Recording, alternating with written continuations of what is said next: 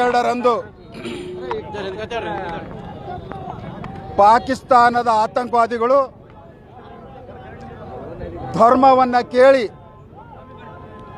ನೀವು ಹಿಂದೂಗಳೆಂದು ಸುಮಾರು 26 ಜನರನ್ನು ಹತ್ಯೆಯನ್ನು ಮಾಡಿದಂಥ ಪಾಕಿಸ್ತಾನ ಅದರ ವಿರುದ್ಧವಾಗಿ ನಿನ್ನೆ ರಾತ್ರಿ ಭಾರತದ ಸೈನ್ಯ ನರೇಂದ್ರ ಮೋದಿ ಅವರ ಮಾರ್ಗದರ್ಶನದಲ್ಲಿ ರಾತ್ರಿ 1:05 1:30 ಪಾಕಿಸ್ತಾನ ಮತ್ತು ಪಾಕಿಸ್ತಾನ ಆಕ್ಯುಪೈಡ್ ಜಮ್ಮು ಕಾಶ್ಮೀರದಲ್ಲಿ ಸುಮಾರು 9 ಆತಂಕವಾದಿಗಳ ಅಡುಗುತಾಣ ಮತ್ತು ಟ್ರೈನಿಂಗ್ ಕ್ಯಾಂಪ್ಗಳನ್ನು ಧ್ವಂಸಗೊಳಿಸಿ ಸುಮಾರು 300ಕ್ಕೂ ಹೆಚ್ಚು ಆತಂಕವಾದಿಗಳನ್ನು ಹತಾಶರಾಗಿ ಮಾಡಿದಂಥ